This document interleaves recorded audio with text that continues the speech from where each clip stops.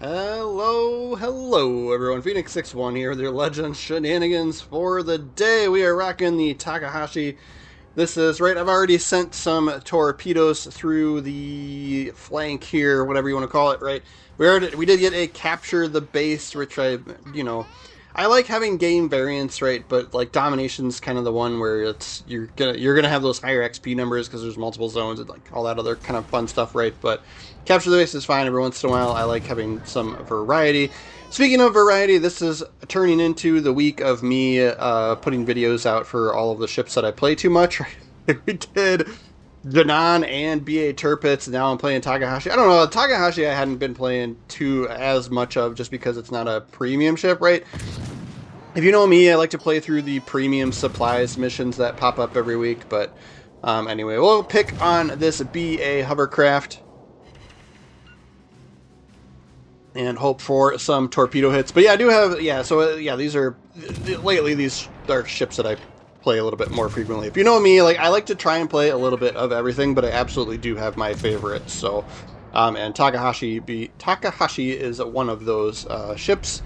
So we've got sort of a meme full-blown torpedo build with this bad boy, right? And I like to play Janan as well, which is kind of like similar kind of play style, right? Janan, you get the deep water torps and the smoke screen.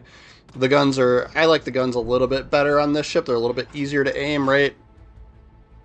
But of course you get a few less of them, I think, right? So it's a little bit different, right? But I don't know, it's tough to tell which I like better. I think this one, like at a legendary tier variant of this, would probably would probably be my preference. That would be pretty cool, but alas, there is not one. But so we'll continue to pick on whatever gets spotted. We are heavy on ships on this side, especially since my team managed to take out the Blue Archive hovercraft ship, which I think at the time of recording this game was a fairly new introduction into the game.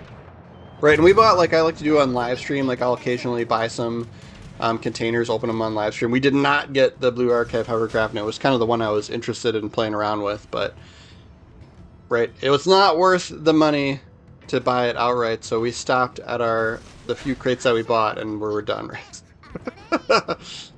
For some reason, the game's telling me I can hit this Atlantico, so I'm going to take the shot and see if those bullets actually make it through.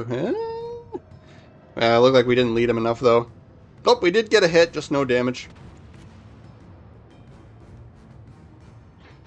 And then as you can see, yeah, we're super heavy on this side.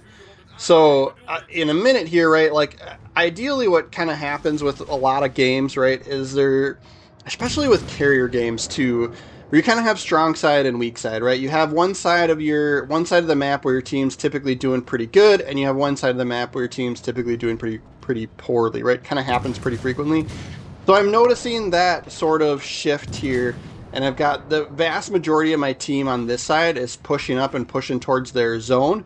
So what I'm going to do is, right, I'm paying attention to the minimap. Both my teammates on the opposite flank are down because the enemy, obviously the Reds, were strong on the other flank, right? So I did a full 180, and I'm going to go back and defend the base, right? The last thing I want is for us to be having a good game, but then they sneakily grab the base capture and win because of that, right? So nobody, right? It's pretty rare that, you guys know how it goes being on the blue team, right? Not a lot of people are paying attention to the minimap. Not a lot of people are paying attention to whether it's capture the base even sometimes, right? And then whether the zone needs defense, right? So we'll circle back. We'll do the right thing here for the team. And right, we could kind of just anticipate that we're, you know how players work, right? They get kind of focused on a task, and the vast majority of my team is focused on just pushing up into the red zone. So we'll play the objective and make sure we've got somebody to defend our base in case somebody shows up, which is very likely, right? Enemies capturing the base. There it goes, right? Pops up. So we know somebody's in the zone here with us. And that's the whole point, right? There was, what, 4 cruisers on the other flank, so there could be up to 4 of them coming through. We do get 2 torpedo hits with zoning torpedoes there.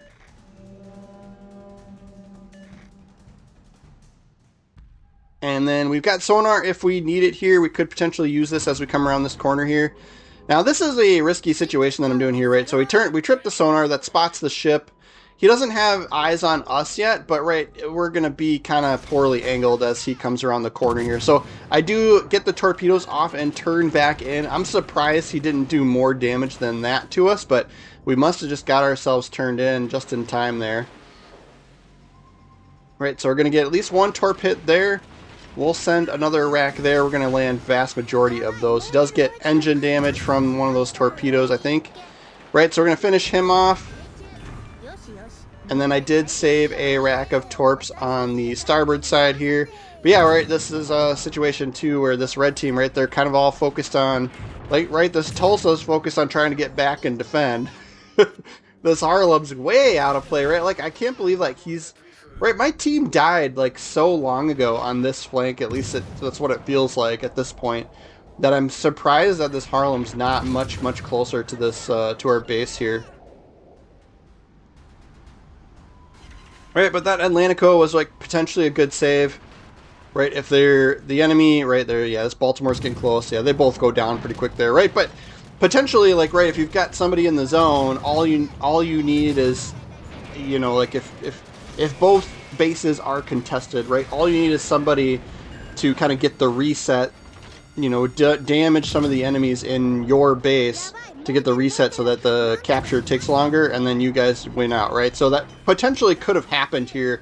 That Atlantico and this Harlem potentially could have gotten into our base undefended, and then all they would need is a couple of ships to get some hits on my allies that are in their base to, like, reset that zone capture, and we could have lost, right? But alas, they kind of crumble here, and this ends up being a stomp.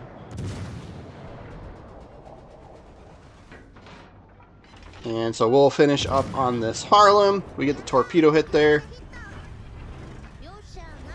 I'm not sure where their last cruiser... He was last spotted basically at spawn there. I'm not sure if that's where if he moved around the map or not, or wasn't paying too much attention there. But we'll win with the base capture there. So I've got another game here too lined up since that one, right? We just kind of were a little bit of lunch and learn, I like to call it, with pay attention to the mini-map.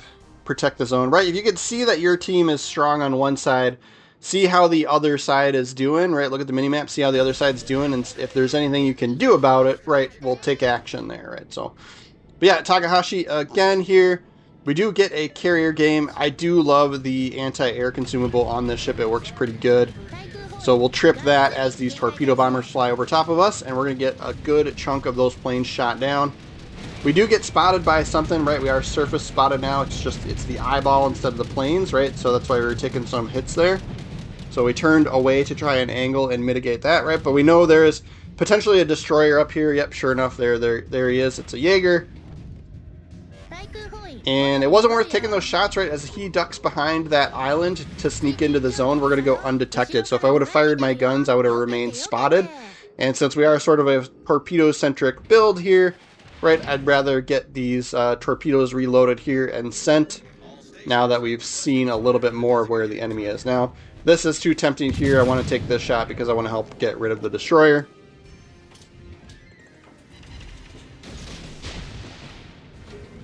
So we'll wait for the reload here. If he doesn't get finished off by our destroyer, we'll take the shot. And then he, of course, goes unspotted. We'll send torps through the zone there. We do get the kill on the Jaeger and get a torpedo hit on something out there.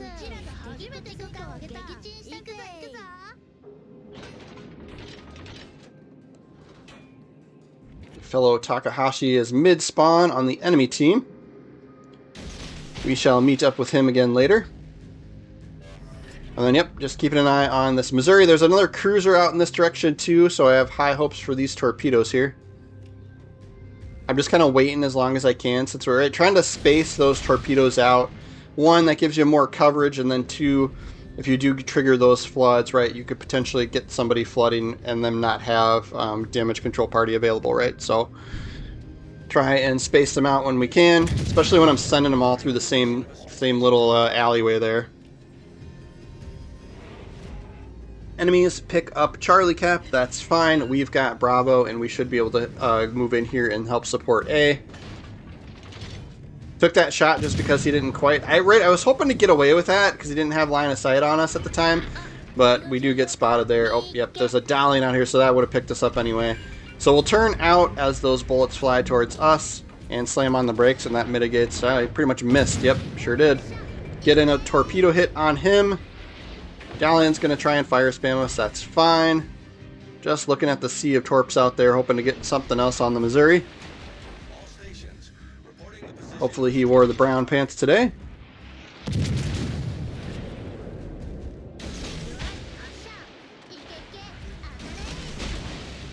Right, since we hit him with the torpedo, so I'm trying to get the fires on him, right, to get his health down. Because I don't think he has damage control ready. Oh, he did put it out. We'll shoot the Dalian whenever it's the opportunity is there, right, whenever he's spotted, because he's going to want to park it in his smoke, so this will keep the zone out of enemy hands here.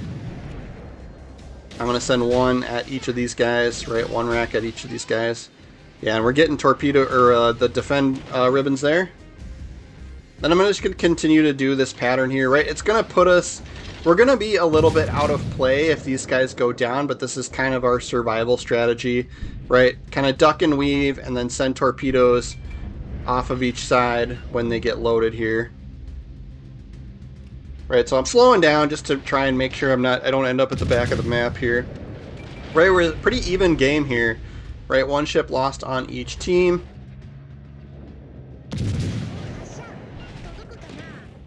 And then we do have the one kill here, right? So, like, this potentially could have been, you know, weak side on this map, but we got that early destroyer kill.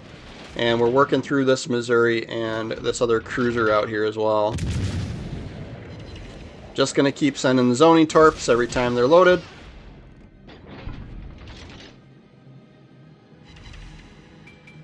And then we don't have the best range with these guns since we've built into the torps so much, but I'm going to try and get a hit on the cruiser. I think they're going to get the cap. Yep, they sure do.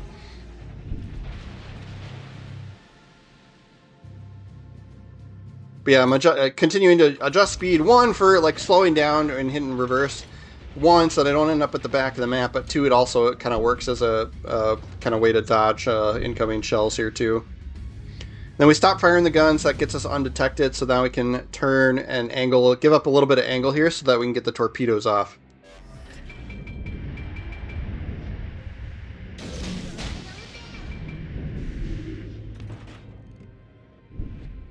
And Missouri's going to go down, so we're free to open up on the Stallion.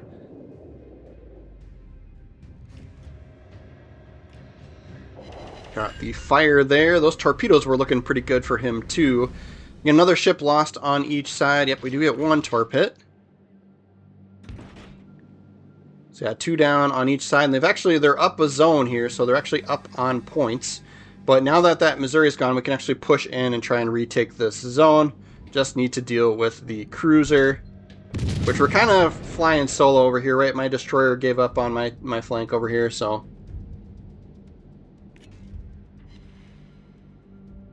I don't think he gave up, right? But was sending torps at the Missouri and kind of got pushed out, right? So, just like we did. But yeah, 100,000 damage. We got one of the two kills for our team here. We should be able to work through this guy, right? He's sitting in smoke screen right now, I think, or at least there's some smoke between us and him, so we're getting away with not getting spotted here. Kind of curious. He must be behind his smoke screen, and that's how he was getting spotted by my other teammates over at Bravo, I guess. Oh yeah, he goes undetected there. Don's got great concealment for a cruiser. So they're pretty tough to spot.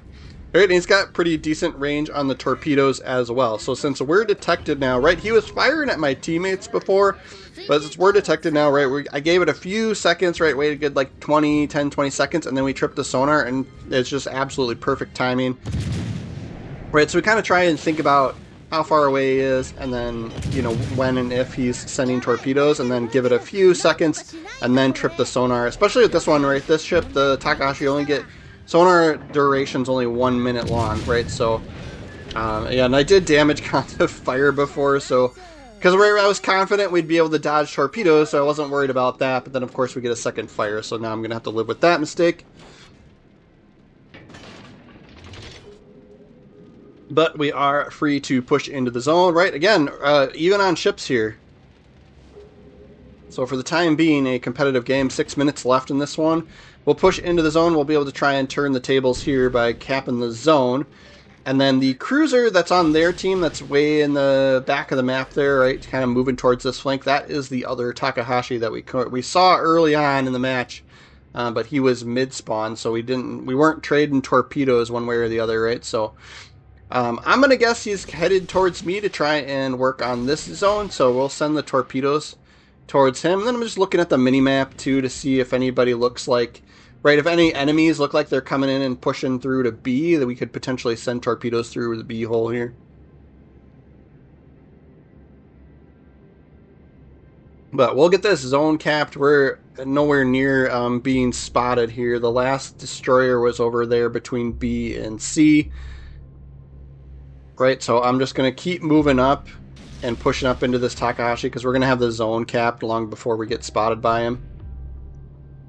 So there's that. Right, and he's got quite a bit more health than me, so we want to play this safe here. If we just go guns a-blazing on each other, there's a high likelihood that he'll take me out. So I'm not giving up my position by firing my guns just yet. I'm kind of hoping to have a little bit of luck with these torpedoes. He may not suspect them, right, since we haven't been spotted in a while. So we'll keep those in the water and hopefully get a hit. And that'll kind of give us the advantage then. Right, just going to keep sending them, because I'm just going to assume he's going to push this direction.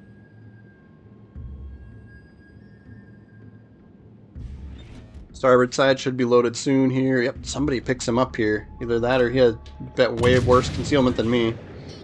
That might have been us picking him up, since he went unspotted there. He just might not have as good a concealment than what we do. Which is fine. We'll take it. And then there we go. We do get a hit there. And right, we're going to just remember that he's the exact same ship as us. And so once we get spotted here, now he knows where we're at. And yeah, look how much health he doesn't have anymore, right? Just from that one torpedo. Right, and then if we trip a fire here, right, he's most likely going to have to let that sucker burn. We're out of heals ourselves. But yeah, we're going to keep in mind, right, he is a torpedo-centric ship, right? He's got lots of torpedoes as well. So we're going to trip the sonar, right? I waited just a little bit after we had gotten detected. And then we'll trip the sonar here. And I'm also going to assume that they're kind of going in the direction that I was traveling if he's sending them, right? So I'm not going to wait for sonar to pick them up. I'm still going to do the turn early and make the assumption that he sent the torpedoes. And sure enough, there they are. Right, so easier to dodge still, right? Start dodging before you see them, even if you've got sonar going, right? So this is going to let, right? And he's angling like this to try and get his starboard side torps off on us as well. So sure enough, there they come. So we know to start turning in to avoid those. And then he's either just not making the same assumptions that we're making as we duck and weave, or doesn't have his sonar ready, sonar consumable ready, right? So, but we'll get away with that. That was absolutely a perfect way to play that. And then of course now we've dominated over here. My team manages to mop up the vast majority of the rest of the ships on the other flank. So 3 kills, about 150,000 in damage. So we'll fast forward through here, take a peek at the leaderboard, and go through the commander build for this like I normally do. 148,000 damage there. 3,700 XP puts us at the top of the board, right? 3,500 XP is the sweet spot you want for those heroic missions, those heroic effort missions every week, right? So it's nice to get that.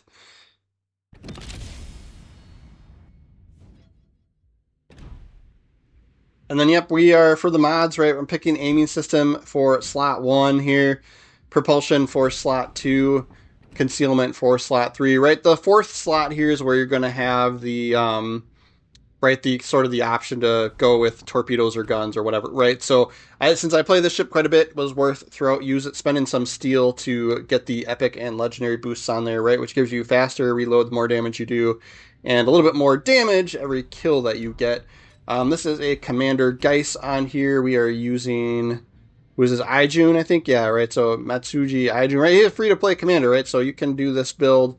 I think 1 or 2 of the inspirations are, I think both of the inspirations are different folks, right? But torp speed and movement speed for his base trait, and then Harbin, I think, is a great choice if you're doing this sort of meme torpedo build like I am doing here, right? But better HE shell fire chance and better float chance on the torps. And then Marissa La Loca gives us better torpedo concealment and a little bit better range on the torpedoes as well, right? But I think if you wanted consistency with this ship, right, you'd probably build into the guns instead of the torps. I just have more fun playing it this way, so this is how I've done it, right?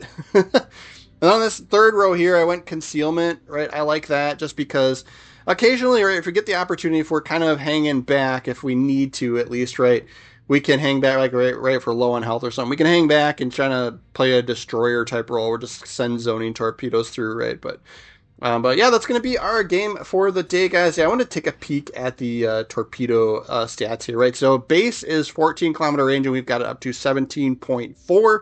So that's enough to, like, right off the bat send torps through the zone and into enemy territory. And then we get a little bit more speed with the build, and then quite a bit more better reload with that build as well.